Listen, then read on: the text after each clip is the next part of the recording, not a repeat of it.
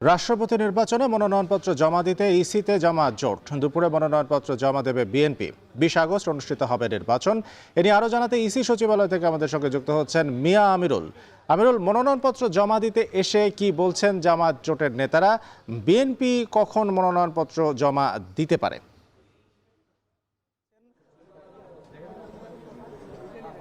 আরিফিন, কিছুক্ষণ আগে জামায়াত জোটের যে নেতৃবৃন্দ তারা এখানে এসেছেন। এখন তারা মূলত সিইসির যে দপ্তর রয়েছে, অর্থাৎ এই নির্বাচনে যিনি প্রধান নির্বাচনী কর্তা সিইসি এম নাসির উদ্দিন, তার কাছে কিছুক্ষণ আগে জমা দিয়েছেন। এরপরে মূলত রাষ্ট্রপতি নির্বাচনে যেহেতু বেশ কিছু নিয়মকানুন রয়েছে, সেগুলো নিয়ে মূলত সিইসির সাথে আলাপ আলোচনা চলছে।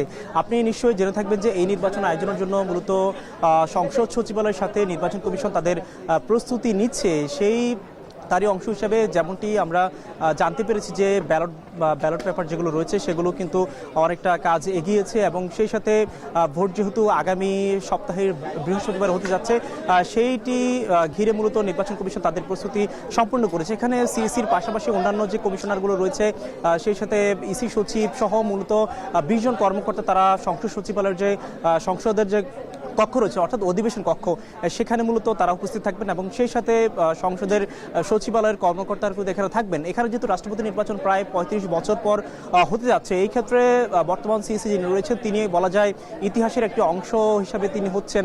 এই ক্ষেত্রে এখানে যেহেতু সংবিধানের এখন পর্যন্ত 70 অনুচ্ছেদ বলবৎ রয়েছে, সেই ক্ষেত্রে রাষ্ট্রপতি নির্বাচনের ক্ষেত্রে তার অর্থাৎ এখানে আজকে যেহেতু আমরা জেনেছিলাম, এখন পর্যন্ত যেহেতু বিএনপির পক্ষ থেকে অফিসিয়ালি জানানো হয়নি যে তারা কাকে প্রার্থী করছেন, সেটি ঘিরে একটি কথা তো রয়েছে। যেহেতু বিএনপি 2টি মনোনয়ন নিয়েছে, এই ক্ষেত্রে আমরা একটু আগে যেমনটি জানতে পেরেছি মাধ্যম থেকে যে জামায়াত জোটের আরও একটি মনোনয়ন তারা কিন্তু আজকে নিতে পারেন। যেহেতু সকাল 10টা থেকে আজকে বিকাল 4টা পর্যন্ত মনোনয়ন জমার সময় রয়েছে, সেই ক্ষেত্রে কিন্তু জামায়াত জোট সেটি করতে পারেন। তবে আমরা একটু আগে যেমনটি দেখেছিলাম, আপনিও নিশ্চয়ই দর্শকদের জানাচ্ছিলেন যে জামায়াতের জোটের যে নেতৃবৃন্দ তারা কিন্তু নির্বাচন কমিশনে এসেছেন, এসে তাদের যে আনুষ্ঠানিকতাগুলো রয়েছে তারা কিন্তু সেগুলো করছেন। যেহেতু তাদের সংসদে প্রতিনিধিত্ব যারা করছেন সংখ্যা খুব একটা বেশি নেই, তারা অনেকটা এখন পর্যন্ত নিশ্চিত যে জামায়াত জোটের প্রার্থী কিন্তু জিতছেন না। তবে এক্ষেত্রে যেহেতু সার্বিক প্রেক্ষাপট পরিস্থিতি এবং আনুষ্ঠানিকতা, আমরা দেখেছিলাম যে কিছুদিন আগে যখন